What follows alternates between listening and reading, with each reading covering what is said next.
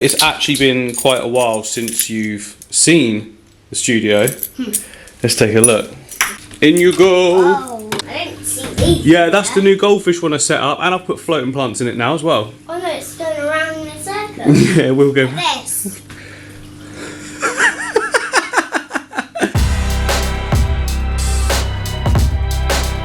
So I've managed to find some really cool fish on eBay, and me and Jakey are going to go, we've got quite a drive to go and get them. It's about an hour and a bit, but it's not a problem. Better get going though.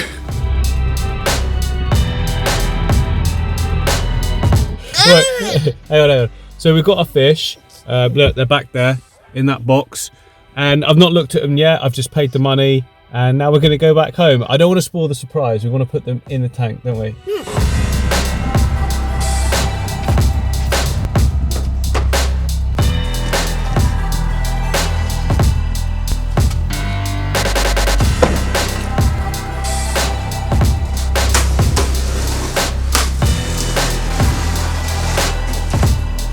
Right guys, we've got our killifish. We're back in the studio with them. So in here we've got our, okay, I'm going to struggle with this. You know I'm struggling with names. So we've got a pair of C. volcanum, a pair of A. australe, and one C. splendor plulu. I mean, apparently one of the reasons why killifish aren't as popular as they should be, because let's face it, they're amazing looking, is because they don't have common names. Now we should change that today. So we're going to go for the volcano, the Australia, and the splendid. All right, there we go. Let's simplify it. Why not? I've got them in these bags now. I want to drip acclimate them, so I'm going to just set something up here with a few. Oh, by the way, they're sat on all the racking and the tanks that will eventually be their tank. But for now, we've got a load of free tanks here, so I'm going to use this one, and this one to house them just whilst we set up something else more permanent. If you remember in the previous vlog, we've got a Nano shrimp in this one. We've got a load of food snails and crystal red shrimp in this one, and there's nothing in these free, so perfect. We want to try and keep them separate because I've got pair, and single. Hopefully I'll get a female of the other variety, the splendid, later on.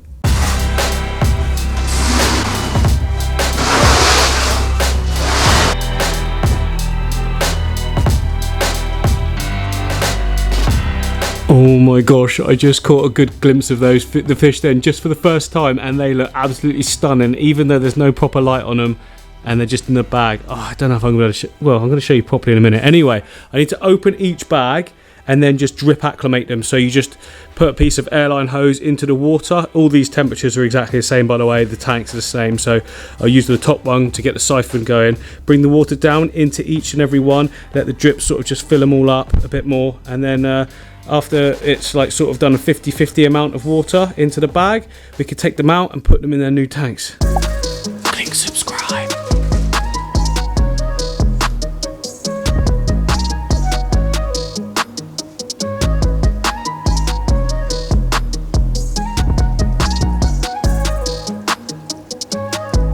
So there we go, the pipe is in, acclimating about 1 drip per second. So I've got all 3. Oh, we can maybe have a little look in now, can we? Hello, colours down there, look. Anyway, yeah, so we're going to give that a little bit of time. We don't want to rush this process, take our time with it. I've only got 1 drip at the moment, so I'll just rotate them, you know, evenly. And in about 45 minutes, they'll all be done, ready to put in each tank. So that is the killifish, acclimating really well. Now, they are renowned to be gymnasts when it comes to the water. So this sort of open top thing we've got going on here is not going to cut it. I'm going to need to make some lids. That's not a problem. I've got the materials because I've done it before. Let me show you. So this is my discus aquarium, and when I was setting this up, I remembered that loads of people were like, oh, they're jumpers, you need to put a lid on. And I thought, oh yeah, I'm not taking any chances. They're expensive fish. So I made this sort of lid out of this corrugated plastic stuff. It's quite heavy, and it actually, sorry, it's quite heavy, and the water sort of sucks it down as well, so it doesn't go anywhere. Now, I've got a sheet here. I can cut some 30cm cubes out of it and put those on the new killifish tanks. If they get out of that, then, you know, what could I do? Clamp it down? I don't know.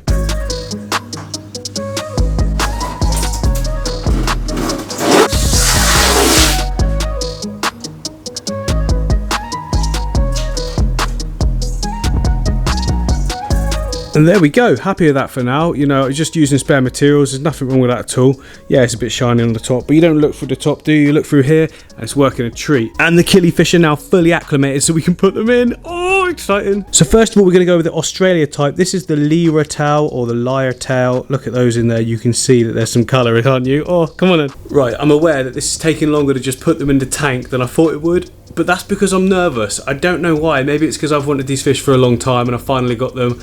I'm just really nervous. I shouldn't be. The tanks are fully cycled, doing well, got the lids now. Everything's come back healthy and fine, acclimated, drip acclimated. I just got to jump in, do it, be brave. Nothing bad is going to happen, is it? To be fair, I'm sure we all get a little bit of this nervous feeling when we get new fish, don't we? I can't be the only one.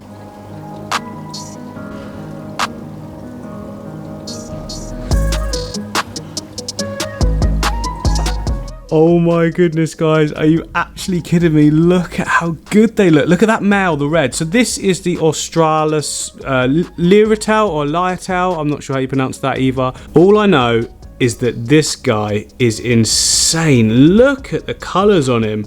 Anyone who says that like freshwater isn't as colourful as marine literally doesn't know what they're talking about. I mean, even the female of this species has got some really, really nice yellows. We'll try and get a better shot. No, she's hiding at the moment. But he's doing great straight away, look. Like, exploring the whole tank. Haha, he's so cool. Really, really colourful. The colours are insane, aren't they? Oh, I'm so glad. So glad. Look at that. Look at that shot. Just going under the red root float. Sorry, I'm in, like, director mode. I'm not actually... I don't know what to say. Ah, oh, it's so cool. Look great in a planted tank. Again, this isn't their permanent setup. This is just going to be for them as a pair, you know, see what they can do. I'm going to do a ton of research into breeding and that sort of thing. Now, killifish only actually live for like a year, so you got to be quick, you got to learn fast, and you got to do what you got to do to keep the sort of, you know, strains going. But wow, absolutely stunning. Like, literally, I think this is my new favourite fish.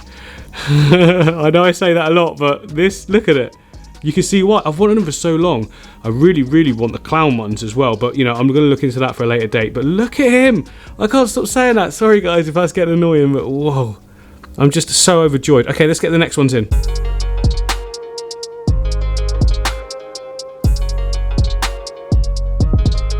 So these ones are the volcano ones. Now, not quite as colourful as the others, but this male needs time to colour up. Look, the male's on the top there. Look at his fin. Look at that red. This is the volcano one. You can see why it's a good name, to be fair.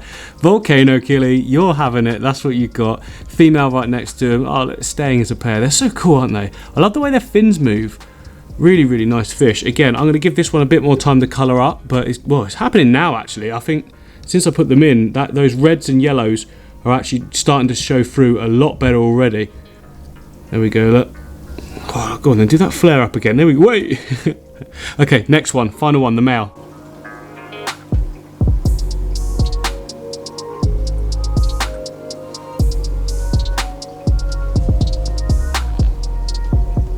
Ah, here he is, look, the Splendid. I'm trying not to scare him. Hello, fella. Colouring up himself as we go. Oh, nice reds on him, looking really good. Come back, come back. It's the thing with plants. I mean, they're great, but they like to hide. But that's cool. Look at his back tail flicking. That's really nice. I love the way they swim or don't, you know, stay still and just hover. Like little hummingbirds or something. But I'm so glad I've got these fish, guys. They're just really good. I had to grab the chance, and I had these tanks ready. So these are still all going to be shrimp tanks. I mean, they don't look great at the moment. It's just some plants in there. They're not scaped. It's not their final form or anything like that yet. And these fish, the killifish, they are actually going to be going in tanks of their own on the next... Oh, hello. Yes, right at the front. Oh my goodness, this is nuts, isn't it? Lyretail. I don't know. How do you say that, guys? You normally help me with pronunciations, but it looks so good, doesn't it? Where's the volcano's got? Oh, there he is. Looking great. Oh, I need him to come out in the light, don't we? But no, in time, we've got plenty of time. And then this guy here, oh wow. I can't just keep saying that, can I?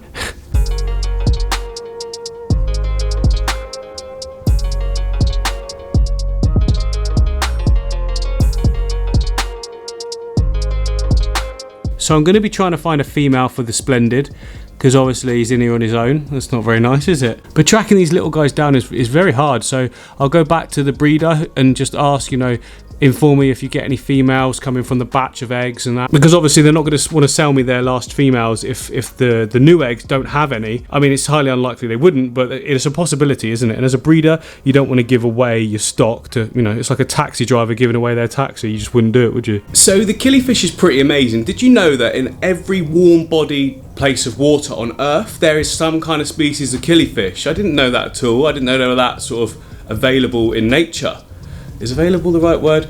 Anyway, I think one of the reasons for this is their ability to sort of puddle hop in the similar way that, say, a betta fish would. That's why you have to cover the tanks, because they try and jump from tank to tank as if it's a puddle to puddle. Now, the fish can lay eggs in these puddles, and their puddles can sort of drain in the dry season, and the eggs will remain fertile but sort of dormant, if you like. And then when the rains come again and reflood, the eggs will just miraculously just burst into life. It's crazy when you think about it like that. Like, how does that even happen? So hopefully we'll get some eggs from these guys. Now apparently the eggs are quite hard as well, and you can actually pick them up with your hands, place them in some dried peat moss or something like that, or not dry, but you know, almost dry, and let them sort of mature, and then flood with water, and they will just start hatching whenever you flood with water. That's crazy, isn't it? You can actually buy these eggs online, I think, which I'm going to look into doing, and doing something like that so you guys can see it if you didn't want to try it yourself, that is. But oh god, there's loads of cool stuff we can be doing, isn't there? Really interested in trying to get like different kinds and different breeding programs going. It's just something I really want to get into and I'm fascinated by. So I've just fed the killifish for the first time, and it's going to be interesting to see if they eat. I mean, they've not been in there long, you see, have they? So there you go, you can see some floating on the surface. Hopefully the bubbles will sort of bring that down. I'm not sure if these guys eat from the oh, come on. No, not yet. Hopefully he will. You know, these things do take time for them to get used to. It's just a tiny little pinch there, so you don't want to overfeed the tank. Obviously, it's not used to having loads of food put into it.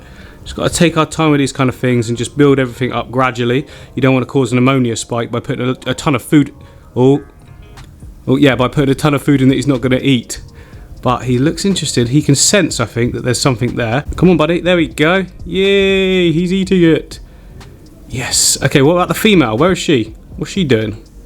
He's definitely going for it. Yeah, he gets it. Oh, he's just knocked some down. Hopefully that knocks it down to her. Where is she? She must be able to sense that it's in the water, I'm guessing. Ah, there she is. I can just see her, look, just in the middle of the shot now, just peeking out. I guess she'll come out shortly and be able to scavenge. Down the bottom with the volcanoes, look. Ah, there we go. Look, that one's eating some already. I've already put the food in, you see.